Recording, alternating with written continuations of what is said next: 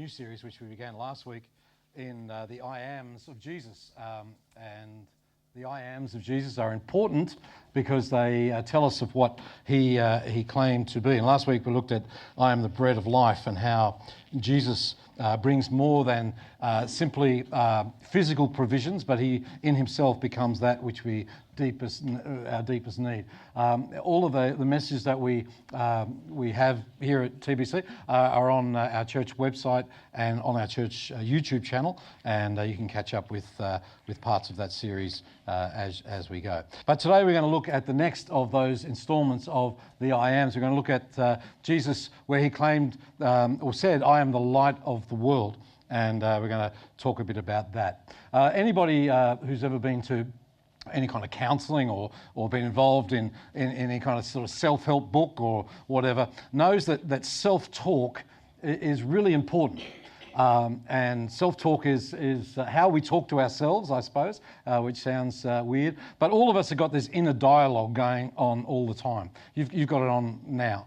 You're thinking, are we going to finish by 11? Are we going to, what am I doing this afternoon? Oh, the car needs servicing this week. Whatever self-talk is going around your head, it might be more internal than just the events of your life. It might be about how you're doing, about how you spoke to someone with a bit of an edge, or you didn't do that and you sort of got to pretend you did, and all those things that rattle around in our heads. Or is that just me?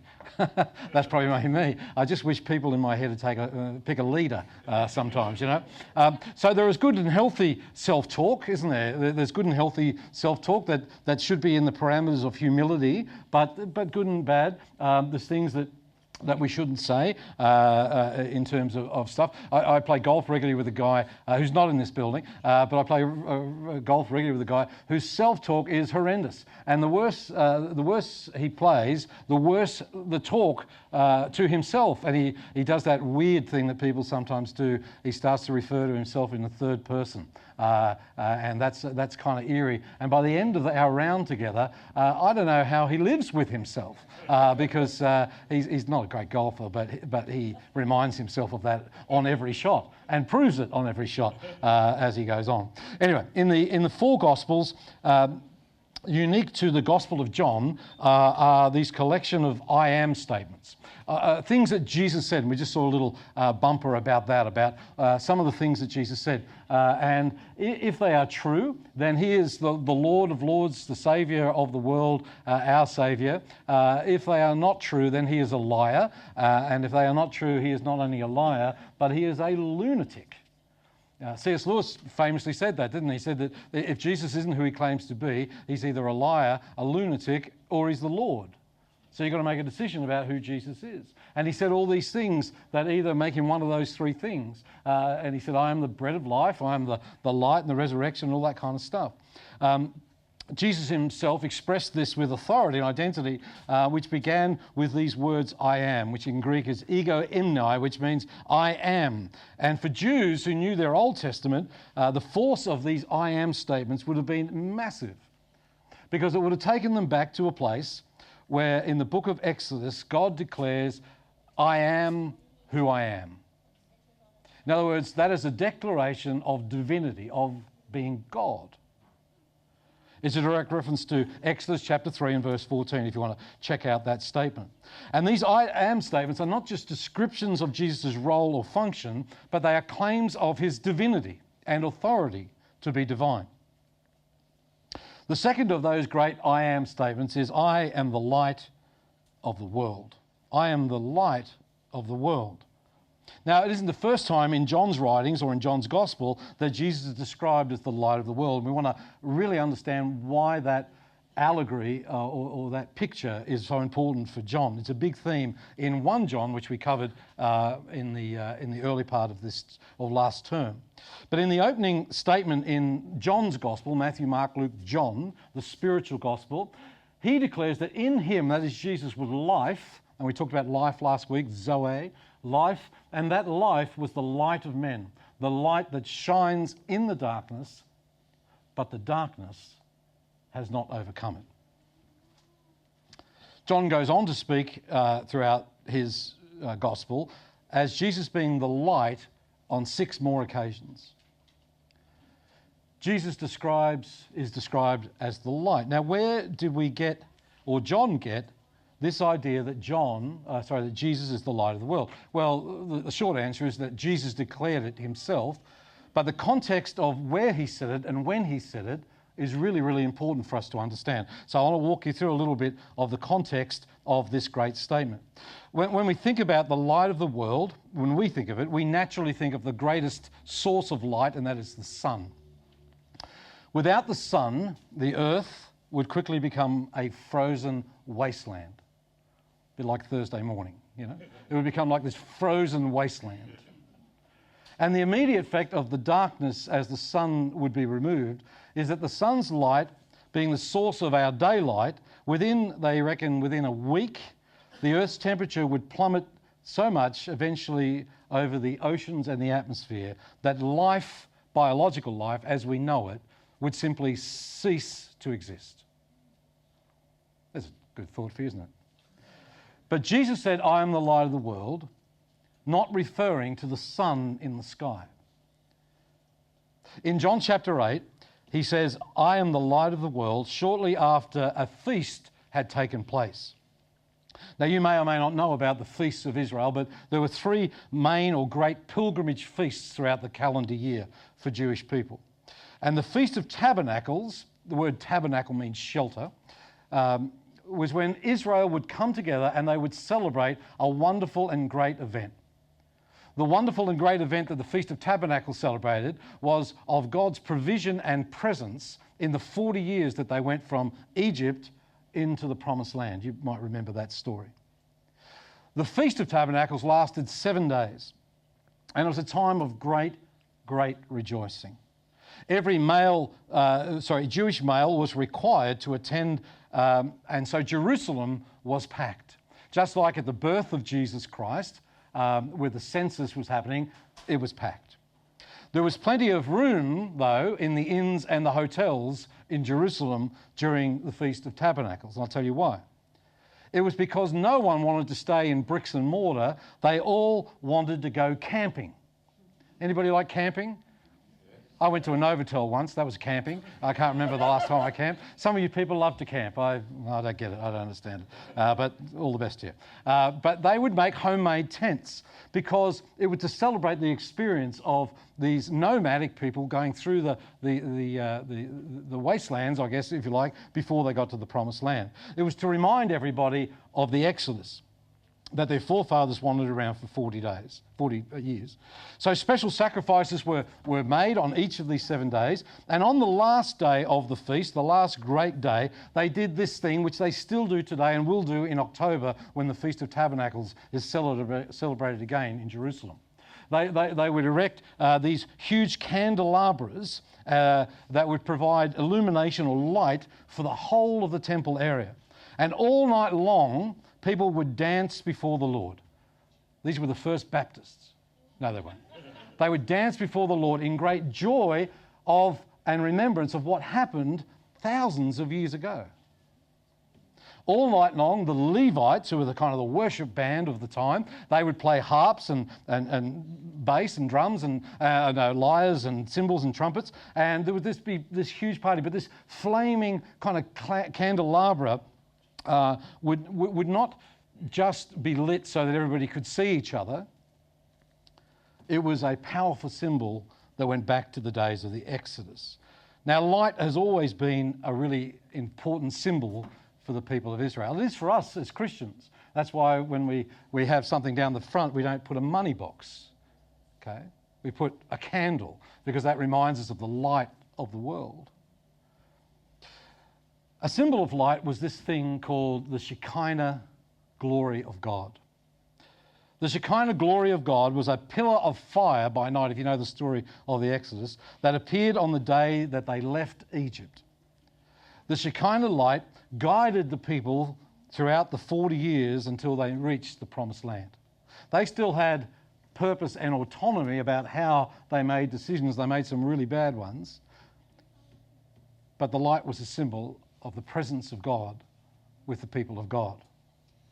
So with all that going on, the Feast of Tabernacles and people dancing and illumination in the temple and the Shekinah glory of God being remembered, Jesus says into that context, I am the light of the world.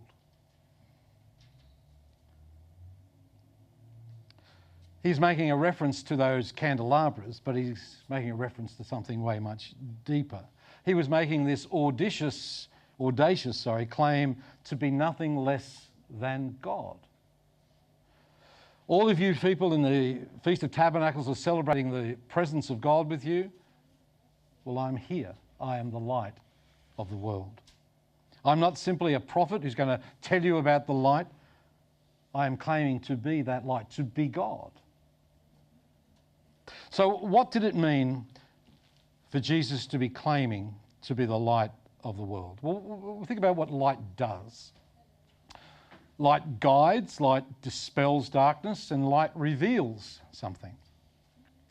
One of the weirder presents I got for Christmas last year was a voucher to an experience that I've never had. And I'm 59 years of age, and my life is pretty routine and settled. New things I struggle with sometimes, new experiences I struggle with sometimes. Anyway, one of my kids got me, or a couple of my kids bounded together. I think I might have given them the money to give me this, but it was a voucher, and it was a place called the City Cave. And I thought, what's this? And I thought, well, like it might have been a massage, or well, that's fine, I'll do that. But the City Cave is a whole bunch of things, but it's a place where you go to, you can have a thing called infrared sauna, but there's also a float tank. Anybody done one of those? And this reference was only to the float tank. Now, let me paint you a quick picture without you being disturbed for your lunch about this. A float tank is basically to remove all sensory things from your personal being and to be in a body of water that's about that deep with 400 kilos of magnesium in it so that you float. This was to be my experience. So I went into this place. I won't go into graphic detail, I can assure you. And I went into this room and they said, well, Ian, if I can call you that, this is where you will lay down in this pool of this with 400 kilos of magnesium, which was all needed to keep a person of my size afloat. And so I lie down and it's tolerable. I have earplugs in and something behind my head and I'm lying flat down thinking, what on earth am I doing here? And then they say, over the speaker, the woman says, now, Ian, we're just going to dim the lights a little. And I thought, oh, well, okay, yeah, that's all right.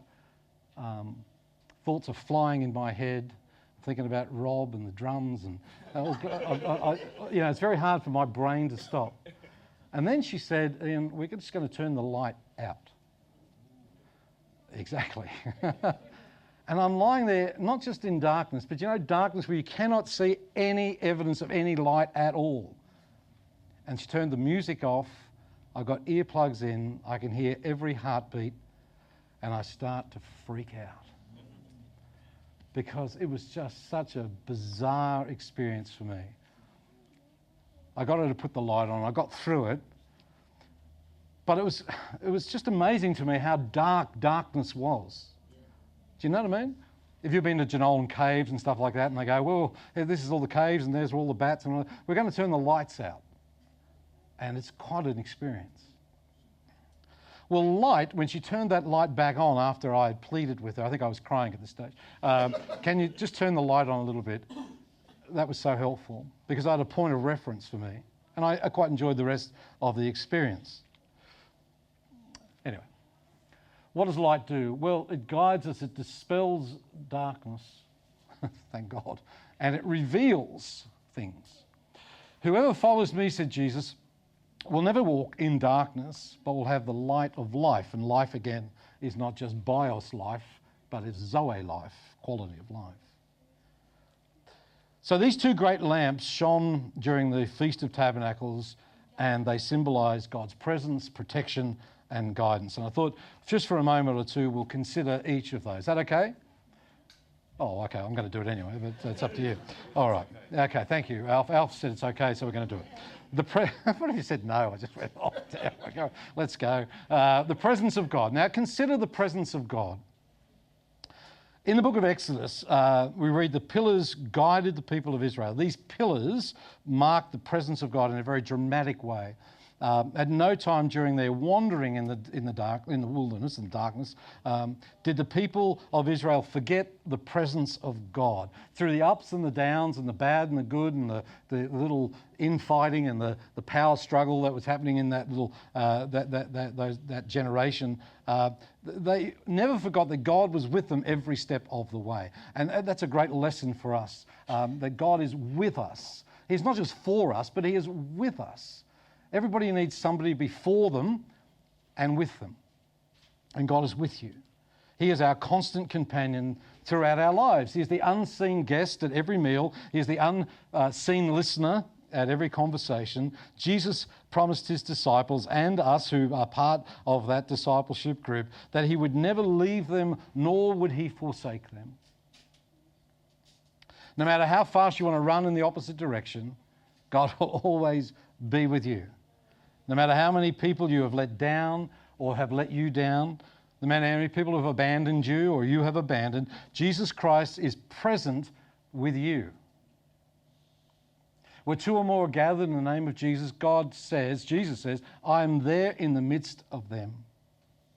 As the light of the world, Jesus assures us of His presence. He is the same yesterday, today, and forever.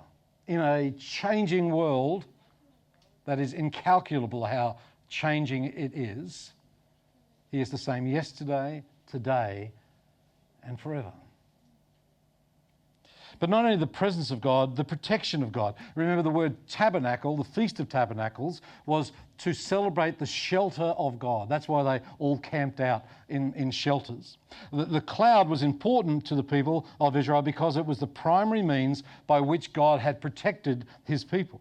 We read in Exodus of this really weird thing. I remember this in linographs, if those who grew up in church and Sunday school. The Israelites were fleeing away from Egypt. I think it was Charlton Heston getting away from the bald guy. I can't remember his name. But Pharaoh had a change of heart, do you remember?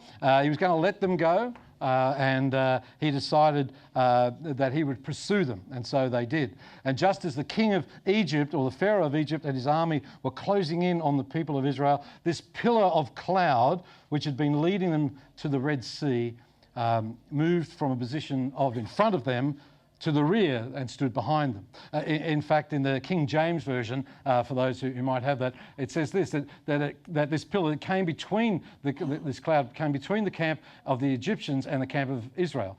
And it was a cloud and darkness to them, that is the Egyptians, but it gave light by night to these, that's the Israelites, so that no one came not near the other all the night. It was a symbol of protection for the people of Israel. Throughout the night, the people crossed through on the Red Sea, and the cloud brought darkness to the enemy of the people of God. And the light to the Israelites, so that neither side came near each other all night long. It's a wonderful picture of God's protection. Jesus says, I am the light of the world, and he who follows me will not walk in the darkness, but will have the light of life.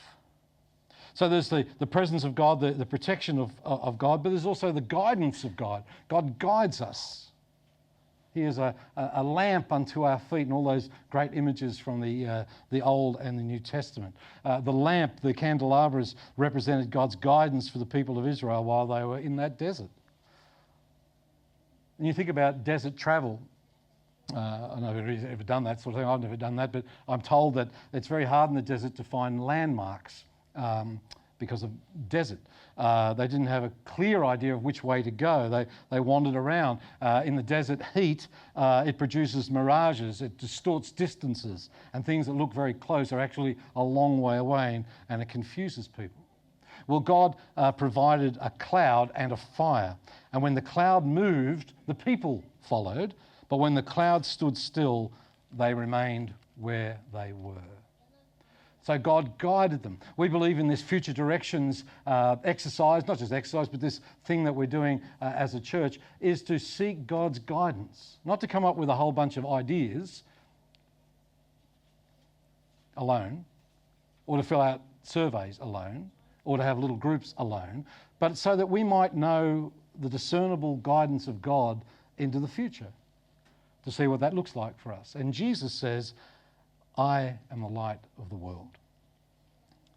Our job is to walk in the light and to allow the light to illuminate our path, to walk in the light and to celebrate God's presence, protection and guidance so that we might live these Zoe lives, these life of abundance and quality.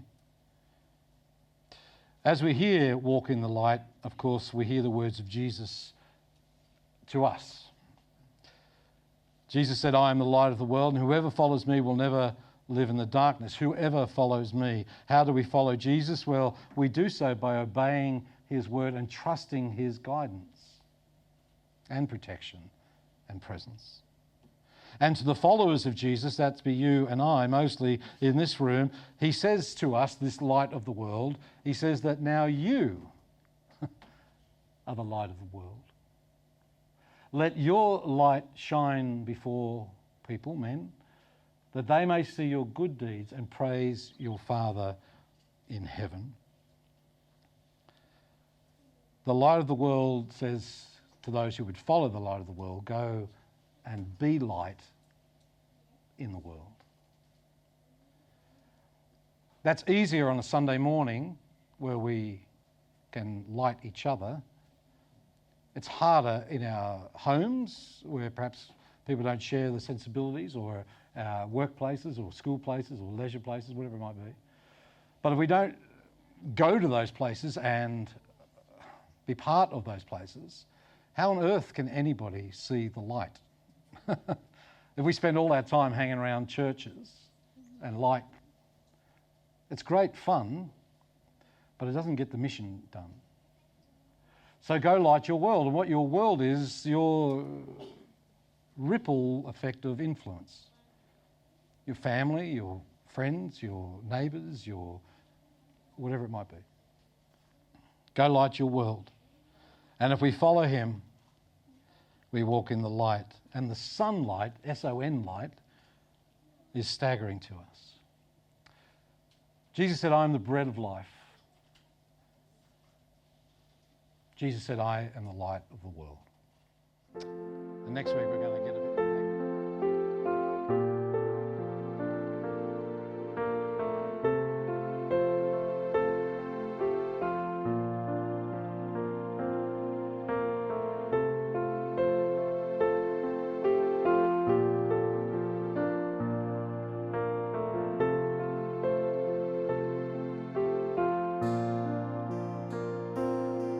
When the weight of life begins to fall, in the name of Jesus I will call. I know my God is in control,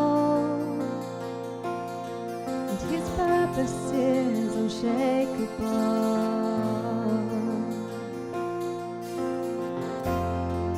Doesn't matter what I feel, doesn't matter what I see, my hope will always be your promises to me.